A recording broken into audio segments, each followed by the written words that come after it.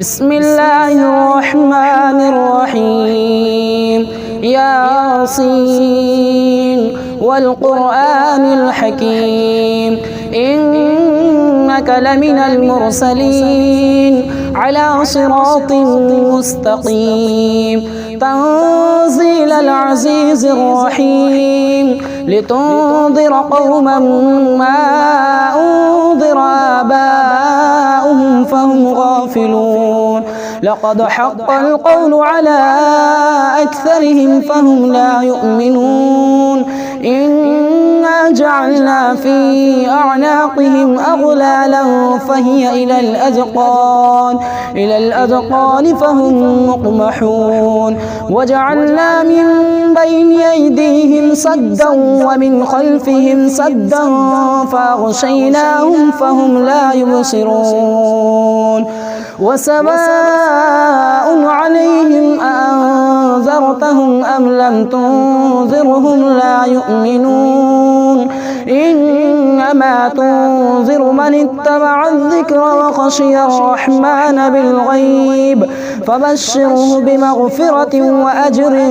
كريم إنا نحن نحيي الموتى ونكتب ما قدموا وآثارهم وكل شيء أحصيناه في إمام مبين واضرب لهم مثلا أصحاب القرية إذ جاءها المرسلون إذ أرسلنا إليهم 2 فكذبوهما فعززنا ب3 فقالوا إنا إليكم مرسلون قالوا ما أنتم إلا بشر مثلنا وما أنزل الرحمن من شيء إن أنتم إلا تكذبون قالوا ربنا يعلم إنا إليكم لمرسلون وما علينا إلا البلاغ المبين قالوا إنا تطيرنا بكم لئن لم تنتهوا لنرجمنكم وليمسنكم منا عذاب أليم قالوا طائركم معكم أئن ذكرتم بل أنتم قوم مسرفون وجاء من أقصى المدينة رجل يسعى قال يا قوم اتبعوا المرسلين اتبعوا من لا يسألكم أجرا وهم مهتدون وما لي لا أعبد الذي فطرني وإليه ترجعون أأتخذ من دونه آلهة إن يردني الرحمن بضر لا تغن عني شفاعتهم شيئا ولا ينقذون إني إذا لفي ضلال مبين إني آمنت بربكم فاسمعون قيل ادخل الجنة قال يا ليت قومي يعلمون بما غفر لي ربي وجعلني من المكرمين وما أنزلنا على قومه من بعده من جند من السماء وما كنا منزلين إن كانت إلا صيحة واحدة فإذا هم خامدون يا حسرة على العباد ما يأتيهم من رسول إلا كانوا به يستهزئون ألم يروا كم أهلكنا قبلهم من القرون أنهم إليهم لا يرجعون وإن كل لما جميع لدينا محضرون وآية لهم الأرض الميتة أحييناها وأخرجنا منها حبا فمنه يأكلون وجعلنا فيها جنات من نخيل وأعناب وفجرنا فيها من العيون ليأكلوا من ثمره وما عملته أيديهم أفلا يشكرون سبحان الذي خلق الأزواج كلها مما تنبت الأرض ومن أنفسهم ومما لا يعلمون وآية لهم الليل نسلخ منه النهار فإذا هم مظلمون والشمس تجري لمستقر لها ذلك تقدير العزيز العليم والقمر قدرناه منازل حتى عاد كالعرجون القديم لا الشمس ينبغي لها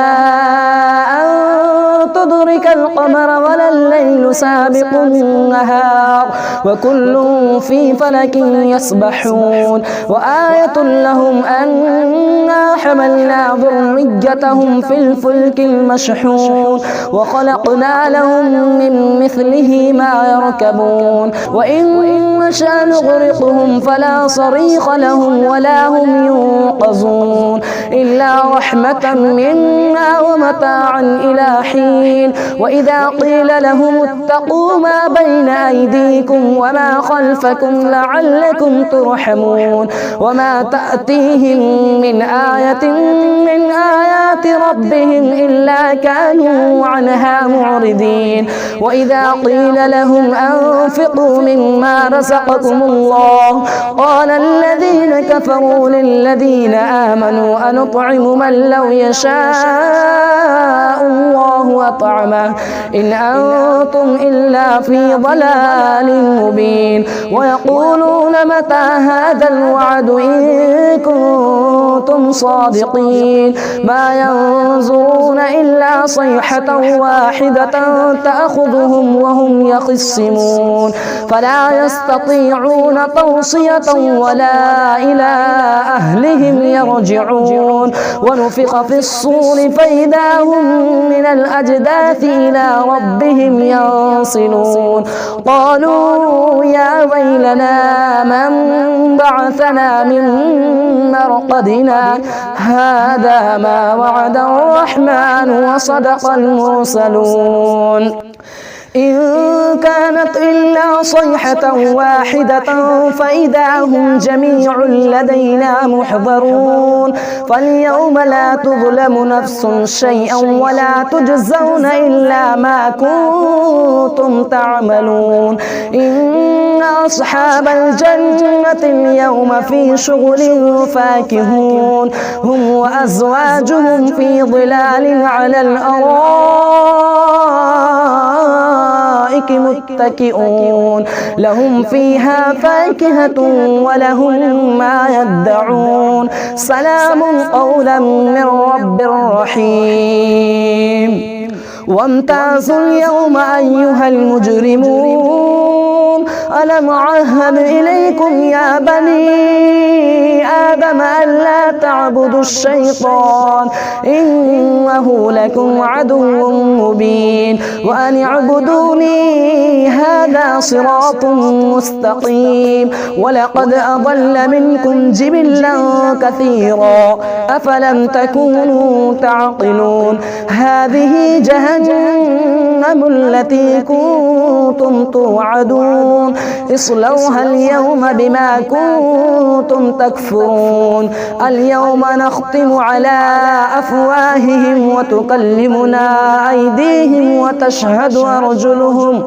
وتشهد أرجلهم بما كانوا يكسبون ولو نشاء لطمسنا على أعينهم فاستبقوا الصراط فأنى يبصرون ولو نشاء لمسخناهم على مكانتهم فما استطاعوا مضيا ولا يرجعون ومن نعمره ننكسه في الخلق أفلا يعقلون وما علمناه الشعر وما ينبغي له إن هو إلا ذكر وقرآن مبين لينذر من كان حيا وحق القول على الكافرين أولم يروا أنا خلقنا لهم مما عملت أيدينا أنعاما فهم لها مالكون وظللناها لهم فمنها ركوبهم ومنها يأكلون ولهم فيها منافع ومشارب أفلا يشكرون واتخذوا من دون الله آلهة لعلهم ينصرون لا يستطيعون نصرهم وهم لهم جند محضرون فلا يحزنك قولهم إنا نعلم ما يسرون وما يعلنون أولم ير الإنسان أنا خلقناه من نطفة فإذا هو خصيم مبين وضرب لنا مثلا ونسي خلقه قال من يحيي العظام وهي رميم قل يحييها الذي أنشأها أول مرة وهو بكل خلق عليم الذي جعل لكم من الشجر الأخضر نارا فإذا أنتم منه توقدون أوليس الذي خلق السماوات والأرض بقادر على أن يخلق مثلهم بلى وهو الخلاق العليم إنما أمره إذا أراد شيئا أن يقول له كن فيكون فسبحان الذي بيده ملكوت كل شيء وإليه ترجعون بسم اللہ الرحمن الرحیم شروع اللہ کا نام لے کر جو بڑا مہربان نہایت رحم والا ہے۔ الرحمن وہ جو نہایت مہربان ہے۔ علم القرآن اسی نے قرآن کی تعلیم فرمائی۔ خلق الانسان علمہ البیان اسی نے انسان کو پیدا کیا، اسی نے اس کو بولنا سکھایا۔ الشمس والقمر بحسبان سورج اور چاند ایک حساب مقرر سے چل رہے ہیں۔ والنجم والشجر يسجدان اور بوٹیاں اور درخت سجدہ کر رہے ہیں۔ والسماء رفعها ووضع الميزان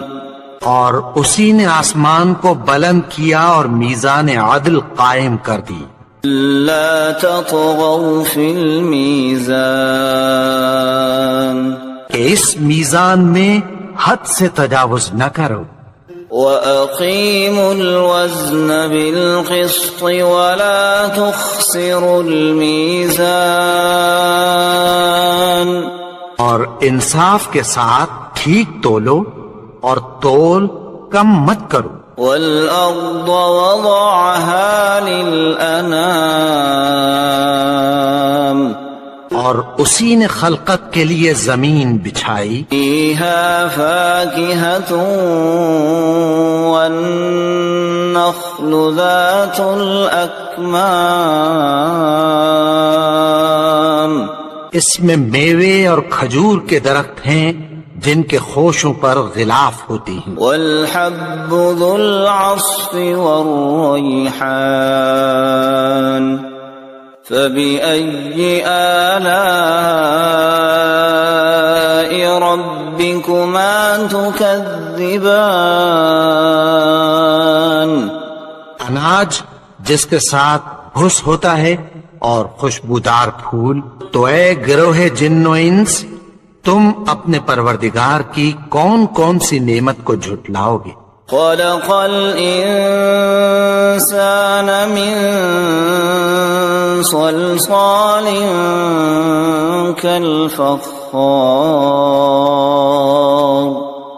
اسی نے انسان کو ٹھیکرے کی طرح کھنکھناتی مٹی سے بنایا. وخلق الجان من مارج من نار فبأي آلاء ربكما تكذبان اور جنات کو آگ کے شعلے سے پیدا کیا، تو تم اپنے پروردگار کی کون کون سی نعمت کو جھٹلاؤ گے؟ رب المشرقین ورب المغربین، وہی دونوں مشرقوں اور دونوں مغربوں کا مالک ہے. فبأي آلاء ربكما تكذبان، تو تم اپنے پروردگار کی کون کون سی نعمت کو جھٹلاؤ گے؟ مرج البحرین یلتقیان بینہما برزخ لا یبغیان، اسی نے دو دریا رواں کیے جو آپس میں ملتے ہیں، مگر دونوں میں ایک آڑ ہے کہ اس سے تجاوز نہیں کر سکتے. فبأي آلاء ربكما تكذبان، تو تم اپنے پروردگار کی کون کون سی نعمت کو جھٹلاؤ گے؟ يخرج منهما اللؤلؤ والمرجان فبأي آلاء ربكما تكذبان، ان دونوں دریاؤں سے موتی اور مونگے نکلتے ہیں، تو تم اپنے پروردگار کی کون کون سی نعمت کو جھٹلاؤ گے؟ وَلَهُ الْجَوَارِ الْمُنشَآتُ فِي الْبَحْرِ كَالْأَعْلَامِ فَبِأَيِّ آلَاءِ رَبِّكُمَا تُكَذِّبَانِ، اور جہاز بھی اسی کے ہیں جو سمندر میں پہاڑوں کی طرح اونچے کھڑے ہوتے ہیں، تو تم اپنے پروردگار کی کون کون سی نعمت کو جھٹلاؤ گے؟ كل من عليها فان ويبقى وجه ربك ذو الجلال والإكرام فبأي آلاء ربكما تكذبان، جو مخلوق زمین پر ہے سب کو فنا ہونا ہے، اور تمہارے پروردگار ہی کی ذات جو صاحب جلال و کرم ہے باقی رہے گی. تو تم اپنے پروردگار کی کون کون سی نعمت کو جھٹلاؤ گے؟ يسأله من في السماوات والأرض كل يوم هو في شأن فبأي آلاء ربكما تكذبان، آسمان اور زمین میں جتنے لوگ ہیں سب اسی سے مانگتے ہیں، وہ ہر روز کسی نہ کسی کام میں ہوتا ہے. تو تم اپنے پروردگار کی کون کون سی نعمت کو جھٹلاؤ گے؟ سنفرغ لكم أيها الثقلان فبأي آلاء ربكما تكذبان، اے دونوں جماعتوں، ہم عنقریب تمہاری طرف متوجہ ہوتے ہیں، تو تم اپنے پروردگار کی کون کون سی نعمت کو جھٹلاؤ گے؟ يا معشر الجن والإنس إن استطعتم أن تنفذوا من أقطار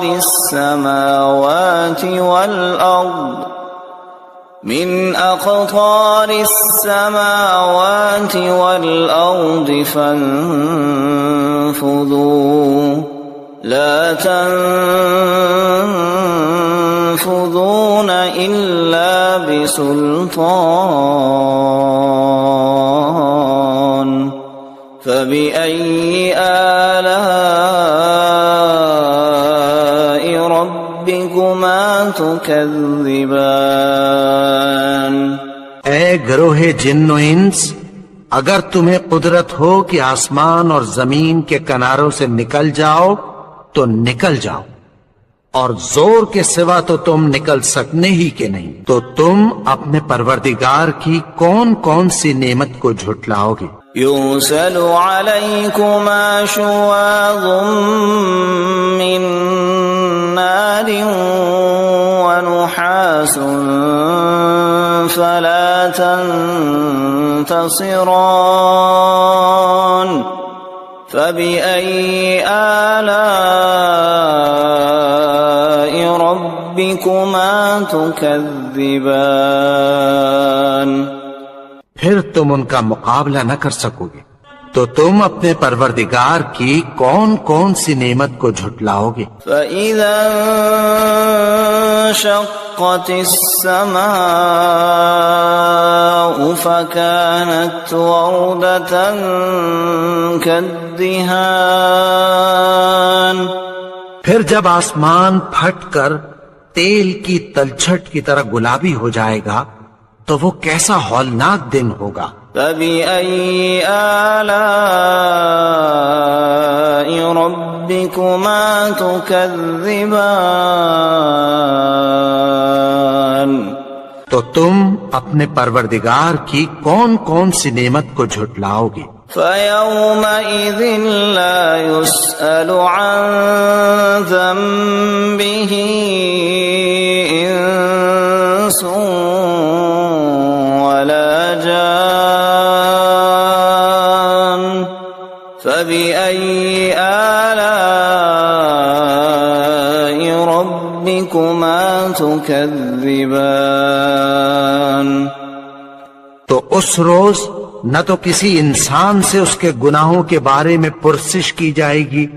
اور نہ کسی جن سے، تو تم اپنے پروردگار کی کون کون سی نعمت کو جھٹلاؤ گے؟ يُعْرَفُ الْمُجْرِمُونَ بِسِيمَاهُمْ فَيُؤْخَذُ بِالنَّوَاصِي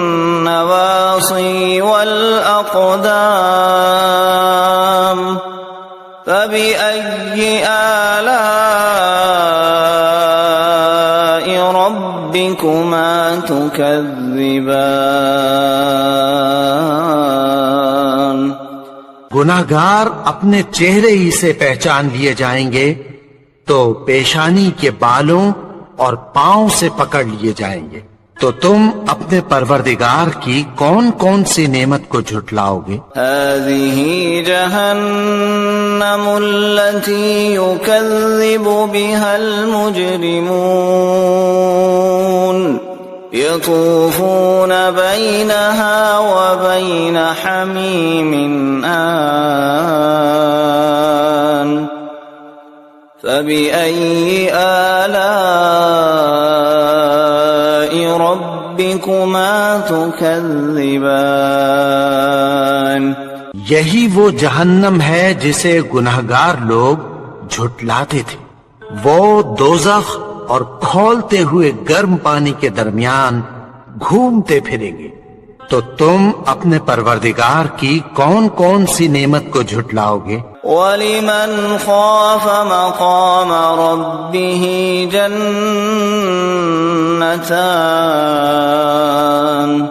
فَبِأَيِّ آلَاءِ رَبِّكُمَا ربكما تكذبان اور جو شخص اپنے پروردگار کے سامنے کھڑے ہونے سے ڈرا اس کے لیے 2 باغ ہیں، تو تم اپنے پروردگار کی کون کون سی نعمت کو جھٹلاؤ گے؟ ذواتا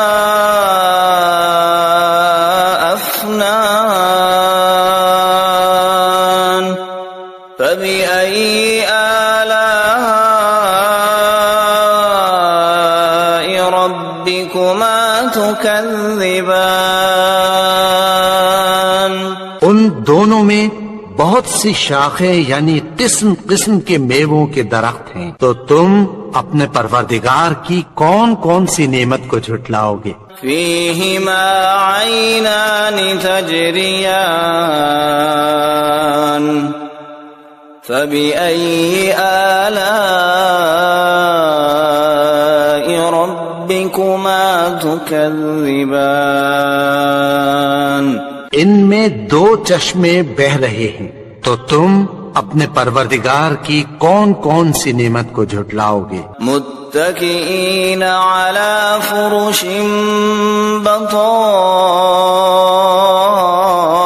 بطائنها من استبرق وجنى الجنتين دان فبأي آلاء ربكما تكذبان اہل جنت ایسے بچھونوں پر جن کے استر اطلس کے ہیں تکیہ لگائے ہوئے ہوں گے، اور دونوں باغوں کے میوے قریب جھک رہے ہیں، تو تم اپنے پروردگار کی کون کون سی نعمت کو جھٹلاؤ گے؟ فيهن قاصرات الطرف لم يطمثهن إنس قبلهم ولا جان فبأي آلاء ربكما تكذبان ان میں نیچی نگاہ والی عورتیں ہیں جن کو اہل جنت سے پہلے نہ کسی انسان نے ہاتھ لگایا اور نہ کسی جن نے، تو تم اپنے پروردگار کی کون کون سی نعمت کو جھٹلاؤ گے؟ كأنهن الياقوت والمرجان فبأي آلاء ربكما تكذبان گویا وہ یاقوت اور مرجان ہیں، تو تم اپنے پروردگار کی کون کون سی نعمت کو جھٹلاؤ گے؟ هل جزاء الإحسان إلا الإحسان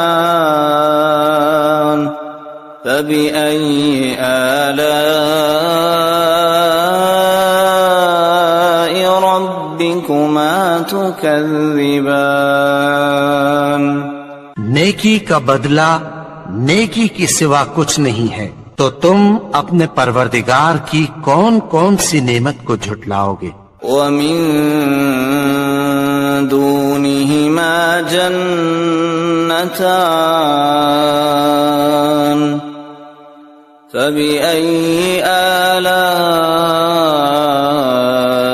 ربكما تكذبان اور ان باغوں کے علاوہ 2 باغ اور ہیں، تو تم اپنے پروردگار کی کون کون سی نعمت کو جھٹلاؤ گے؟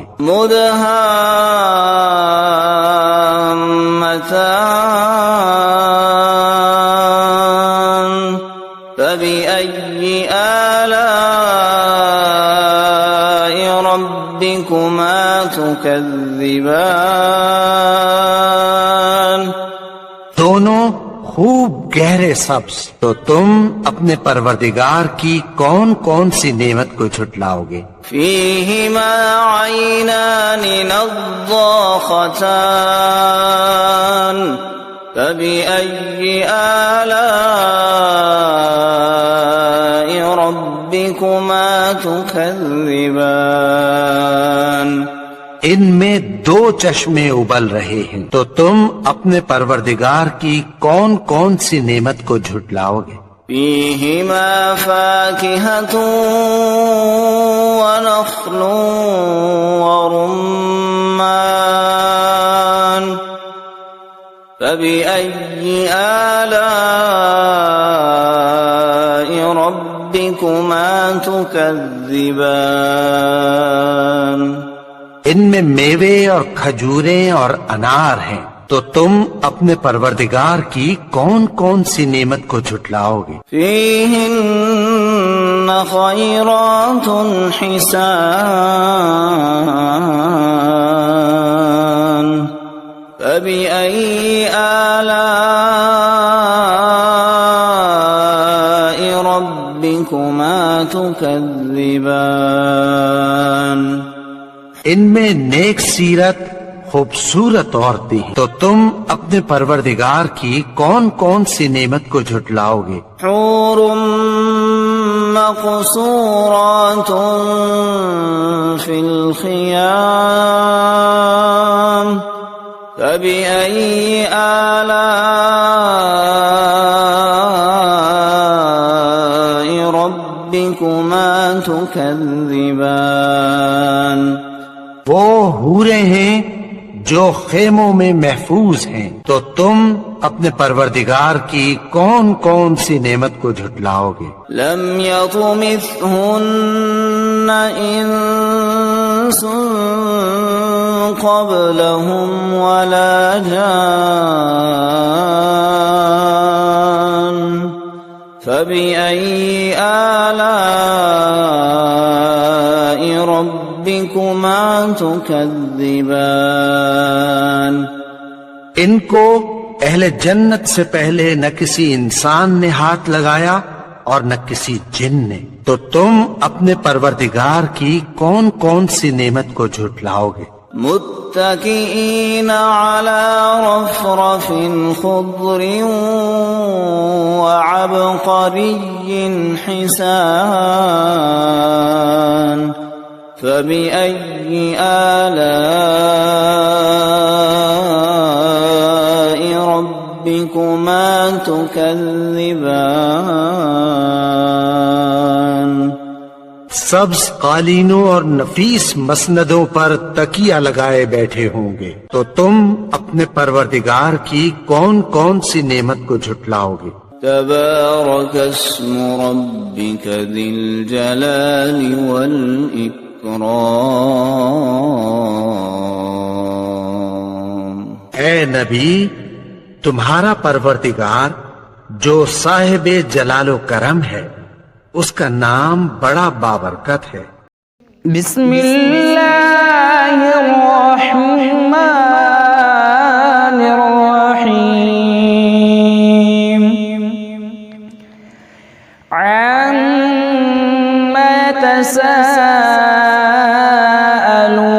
تساءلون عن النبأ العظیم الذي هم فيه مختلفون كلا سيعلمون ثم كلا سيعلمون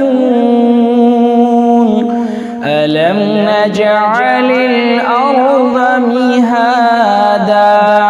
والجبال أوتادا وخلقناكم أزواجا وجعلنا نومكم سباتا وجعلنا الليل لباسا وجعلنا النهار معاشا وبنينا فوقكم سبعا شدادا وجعلنا سراجا وهاجا وأنزلنا من المعصرات ماء ثجاجا لنخرج به حبا ونباتا وجنات ألفافا إن يوم الفصل كان ميقاتا يوم ينفخ في الصور فتأتون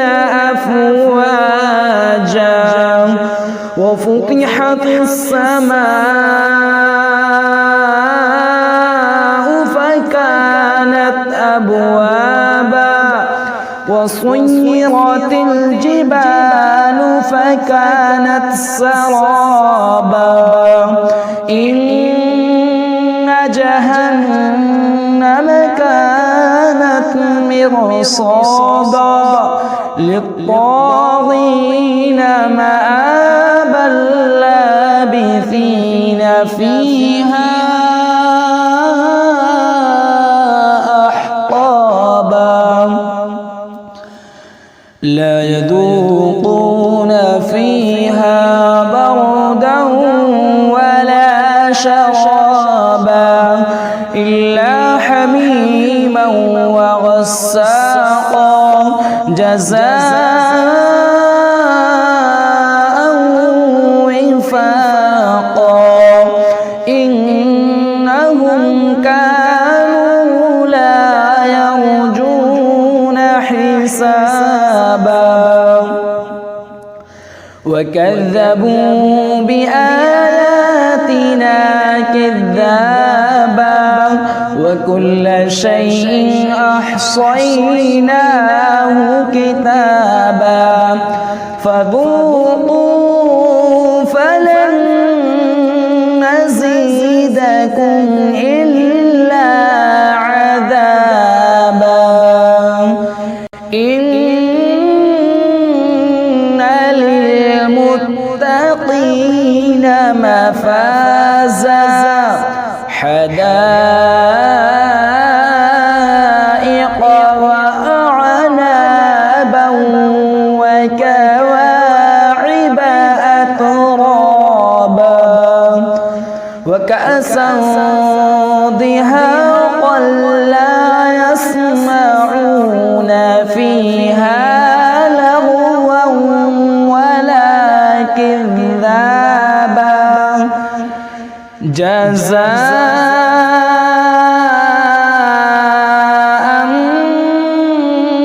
من ربك عطاء حسابا رب السماوات والأرض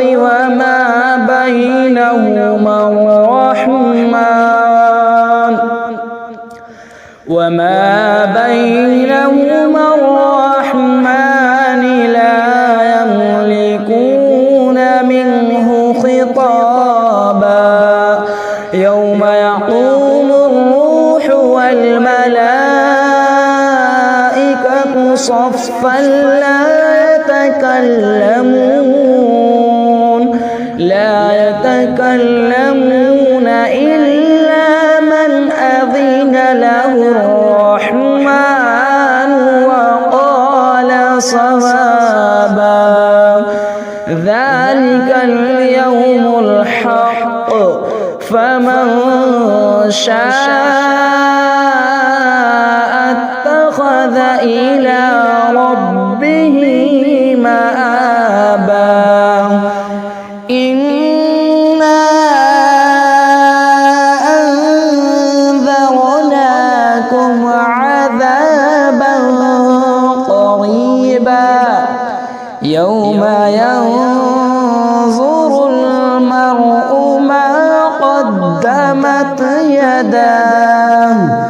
ما قدمت يداه ويقول الكافر ويقول الكافر يا ليتني كنت ترابا. بسم الله الرحمن الرحيم. والنازعات غرقا والناشطات نشطا والسابحات سبحا فالسابقات سبقا فالمدبرات أمرا يوم ترجف الراجفة تتبعها الرادفة قلوب يومئذ واجفة أبصارها خاشعة يقولون أئنا لمردودون في الحافرة أئذا كنا عظاما نخرة قالوا تلك إذا كرة خاسرة فإنما هي زجرة واحدة فإذا هم بالساهرة. هل أتاك حديث موسى إذ ناداه ربه بالواد المقدس طوى اذهب إلى فرعون إنه طغى فقل هل لك إلى أن تزكى وأهديك إلى ربك فتخشى فأراه الآية الكبرى فكذب وعصى ثم أدبر يسعى فحشر فنادى فقال أنا ربكم الأعلى فأخذه الله نكال الآخرة والأولى إن في ذلك لعبرة لمن يخشى. أأنتم أشد خلقا أم السماء بناها رفع سمكها فسواها وأغطش ليلها وأخرج ضحاها والأرض بعد ذلك دحاها أخرج منها ماءها ومرعاها والجبال أرساها متاعا لكم ولأنعامكم فإذا جاءت الطامة الكبرى يوم يتذكر الإنسان ما سعى وبرزت الجحيم لمن يرى فأما من طغى وآثر الحياة الدنيا فإن الجحيم هي المأوى وأما من خاف مقام ربه ونهى النفس عن الهوى فإن الجنة هي المأوى. يسألونك عن الساعة أيان مرساها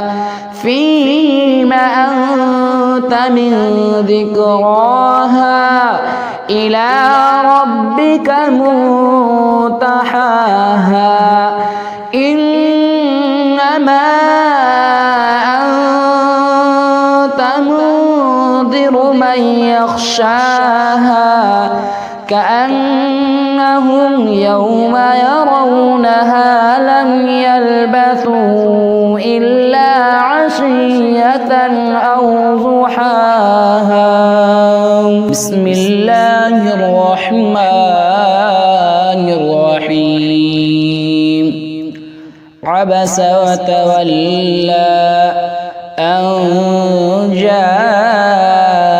الأعمى وما يدريك لعله يزكى أو يذكر فتنفعه الذكرى. أما من استغنى فأنت له تصدى وما عليك ألا يزكى. وأما من جاءك يسعى وهو يخشى فأنت عنه تلهى. كلا إنها تذكرة فمن شاء ذكره في صحف مكرمة مرفوعة مطهرة بأيدي سفرة كرام بررة. قتل الإنسان ما أكفره من أي شيء خلقه من نطفة خلقه فقدره ثم السبيل يسره ثم أماته فأقبره ثم إذا شاء أنشره. كلا لما يقض ما أمره فلينظر الإنسان إلى طعامه أنا صببنا الماء صبا ثم شققنا الأرض شقا فأنبتنا فيها حبا وعنبا وقضبا وزيتونا ونخلا وحدائق غلبا وفاكهة وأبا متاعا لكم ولأنعامكم. فإذا جاءت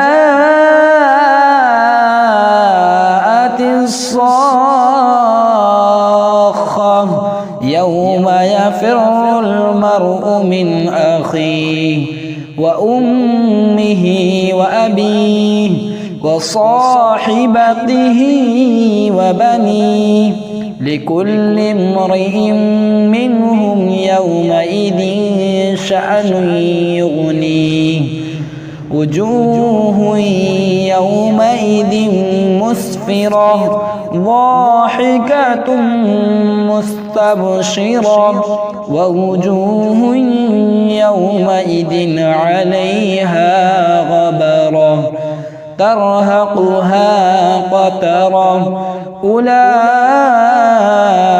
هم الكفرة الفجرة. بسم الله الرحمن الرحيم. إذا الشمس كورت وإذا النجوم انكدرت وإذا الجبال صيرت وإذا العشار عطلت وإذا الوحوش حشرت وإذا البحار سجرت وإذا النفوس زوجت أخرجت وإذا الموءودة سئلت بأي ذنب قتلت وإذا الصحف نشرت وإذا السماء كشطت وإذا الجحيم سعرت وإذا الجنة أزلفت علمت نفس ما أحضرت فلا أقسم بالخنس الجوار الكنس والليل إذا عسعس والصبح إذا تنفس إنه لقول رسول كريم ذي قوة عند ذي العرش مكين مطاع ثم أمين وما صاحبكم بمجنون ولقد رآه بالأفق المبين وما هو على الغيب بضنين وما هو بقول شيطان رجيم فأين تذهبون إن هو إلا ذكر للعالمين لمن شاء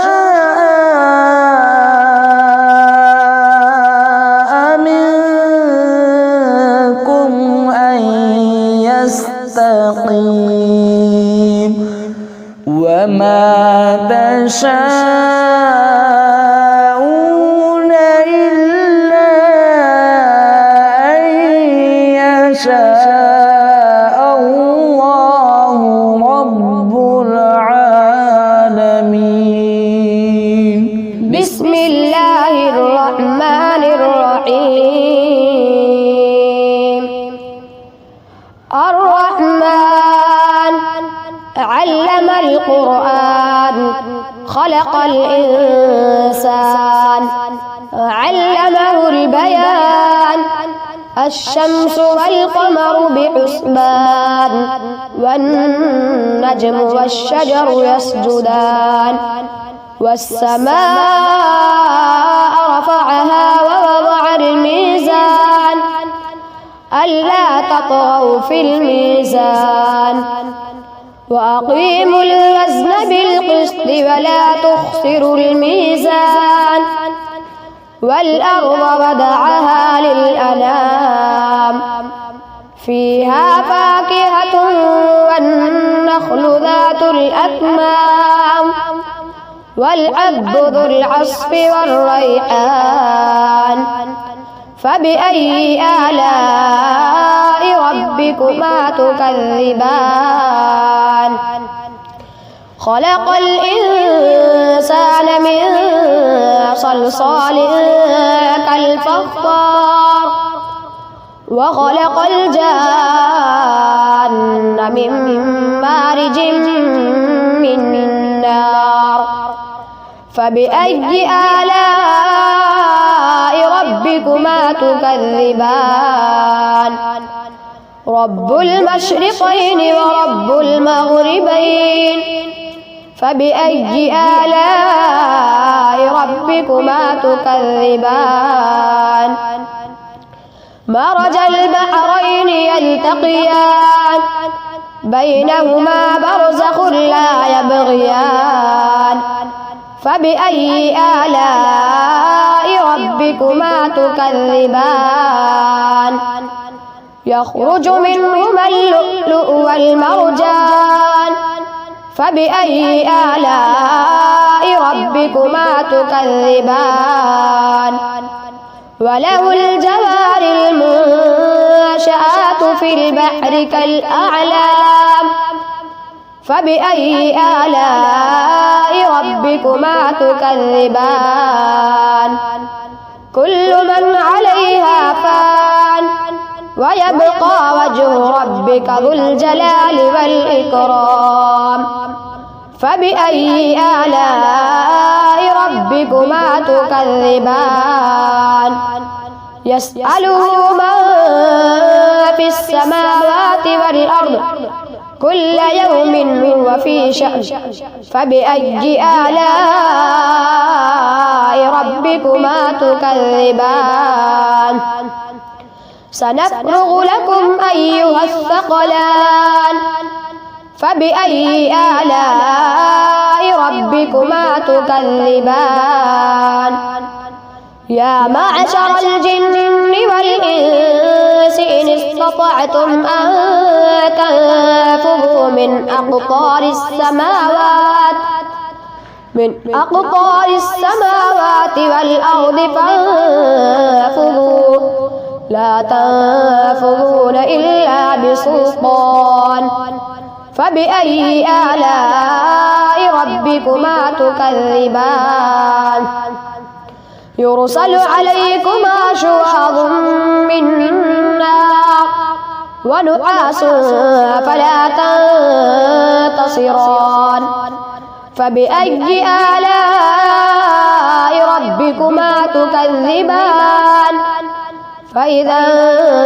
انشقت السماء فكانت وردة كالدهان فبأي آلاء ربكما تكذبان فيومئذ لا يسأل عن ذنبه إنس ولا جان فبأي آلاء ربكما تكذبان يعرف المجرمون بسيماهم فيؤخذ بالنواصي والأقدام فبأي آلاء ربكما تكذبان